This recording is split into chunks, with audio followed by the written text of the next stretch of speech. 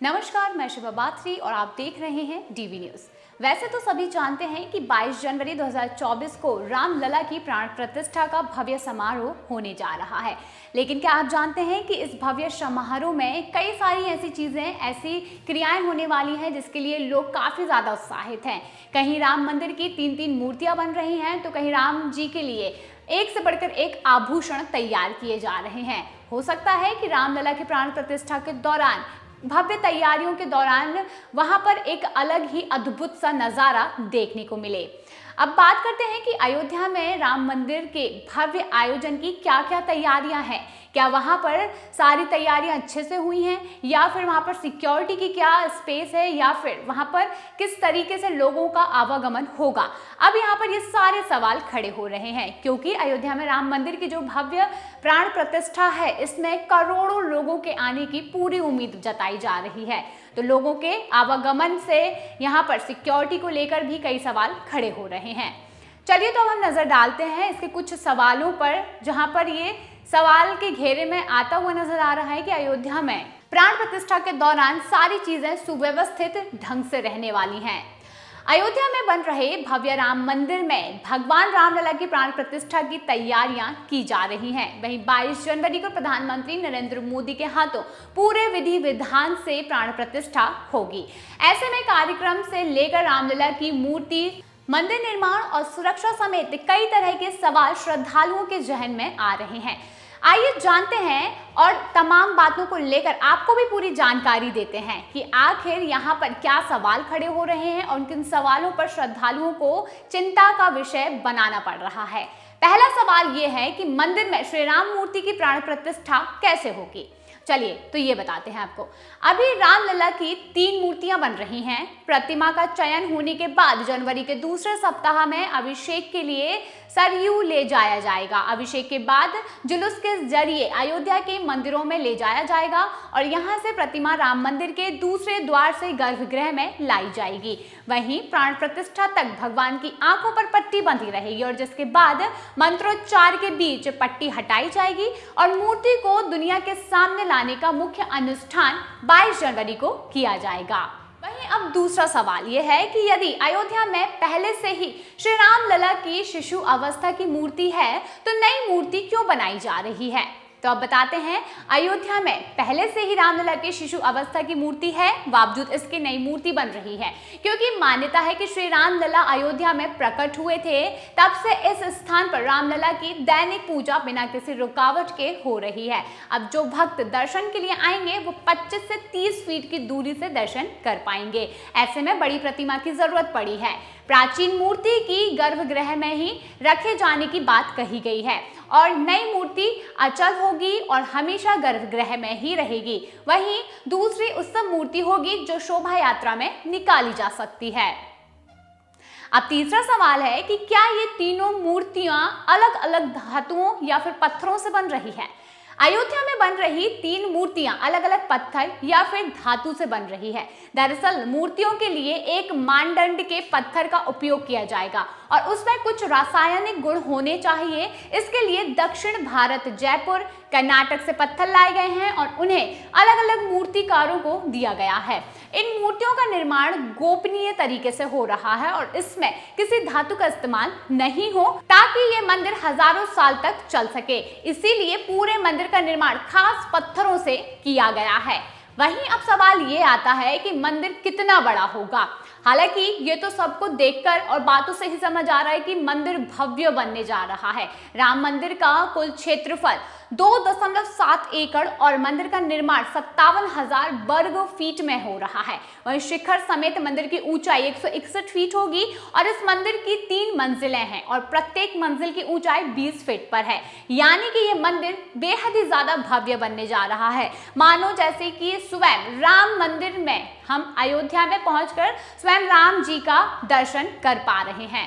वहीं अब 5वां सवाल ये है कि मंदिर निर्माण के लिए कितने लोग काम कर रहे हैं और काम कैसा चल रहा है, कब तक चलेगा काम और कब तक ये काम पूरा होगा। क्या मंदिर बनने के बाद भी ये काम लगातार चलता रहेगा। मंदिर निर्माण का शिलान्यास पीएम नरेंद्र मोदी ने 5 अगस्त 2020 को किया था। अब इस काम में 3500 कर्मचारी दिन रात काम कर रहे हैं और 31 दिसंबर 2023 तक निर्माण पूरा करने की समय सीमा खत्म हो रही है। वहीं अभी ग्राउंड फ्लोर का काम चल रहा है। ग्राउंड फ्लोर पर श्री राम की पूरी कहानी को पत्थर में उकेरा जा रहा है। बता दें कि मंदिर निर्माण में मिट्टी परीक्षण के बाद विशेषज्ञों की सलाह पर 15 मीटर गहराई तक मिट्टी हटाकर दूसरी मिट्टी भरने की सलाह दी गई है और इस इलाके में आए भूकंप से 50 गुना ज्यादा तीव्रता का भूकंप भी आए तो कोई भी खतरा यहाँ पर नहीं होगा। यानी कि इतनी नक्काशी से इस कार्य को किया जा रहा है कि यहाँ पर अगर कभी भविष्य में भूकंप भी आता है तो यहाँ पर धरती नहीं हिल सकती है। वहीं अब छठवां सवाल आपके सामने ये आता है कि यह मिट्टी कहाँ से आई है और अगर सरयू नदी में बाढ़ आएगी तो क्या मंदिर पर कोई असर पड़ेगा। तो इसके सवाल में हम आपको बताएंगे कि मंदिर की मिट्टी में कुछ विशेष प्रकार का सीमेंट भी मिलाया जा रहा है। इसके बाद इस तरह परत दर परत 47 परतें जोड़कर फाउंडेशन तैयार किया गया है। सरयू नदी में बाढ़ के मुद्दे की भी जांच की गई है। वहीं CMIR ने कहा है कि किसी भी तरह से बाढ़ का खतरा इस मंदिर पर नहीं पड़ सकता है। वहीं सातवां सवाल कि यह पता चला है कि निर्माण कार्य को पहले पूरा करने के लिए अतिरिक्त श्रमिकों को लाया गया है और ये सभी मजदूर कहां से लाए गए हैं और इनका क्या पता है। तो इस पर Lord's and turbo company Ram मंदिर का निर्माण कर रही है। ये आपको बता दें क्योंकि इस कंपनी के द्वारा ही मंदिर की पूरी वेशभूषा तैयार की गई है। यह कंपनी निर्माण कार्य कर रही है और इस काम की निगरानी टाटा कंसल्टेंसी कर रही है। इसके लिए कुशल श्रमिक काम में लगे हुए हैं। वहीं मंदिर में लगभग 390 स्तंभ हैं और प्रत्येक स्तंभ पर लगभग 30 मूर्तियां उत्कीर्ण हैं और इसमें दक्ष कारीगर उड़ीसा के बताए जा रहे हैं। पत्थर के काम के लिए राजस्थान से कुशल कारीगर आए हैं और अलग अलग जगहों से अलग अलग काम के लिए लोगों को लाया गया है। इसमें पश्चिम भारत, महाराष्ट्र, गुजरात, राजस्थान से बड़ी संख्या में श्रमिक लाए गए हैं क्योंकि वैसे ये माना जाता है कि जैसे जिस स्थान के लोगों को जिस तरीके का नॉलेज होता है या जानकारी होती है उस प्रकार से श्रमिकों को एकत्रित किया गया है ताकि वो लोग वहां पर आकर श्री राम मंदिर को एक भव्य रूप दे सकें। अब आठवां सवाल यह है कि श्री राम के अलावा और कितने मंदिर होंगे वहां पर, क्योंकि राम मंदिर तो बन ही रहा है लेकिन उस प्रांगण में और कितने मंदिर यहाँ पर बनाए जाएंगे ये भी एक सबसे बड़ा सवाल है। तो इसके जवाब में हम आपको बताएंगे कि राम मंदिर निर्माण में देश के 5 लाख गांवों से लाई गई ईंट का ही इस्तेमाल किया गया है। इसीलिए हर राज्य की किसी न किसी रूप में इस मंदिर में इसके अलावा लगाए गए हैं। वहीं परकोटा के बाहर इसी क्षेत्र में 7 और भी मंदिर बनाए जा रहे हैं। इसमें महर्षि वाल्मीकि, वरिष्ठ निषाद महाराज, सबरीमाला, अहिल्या जैसे 7 मंदिर शामिल होंगे।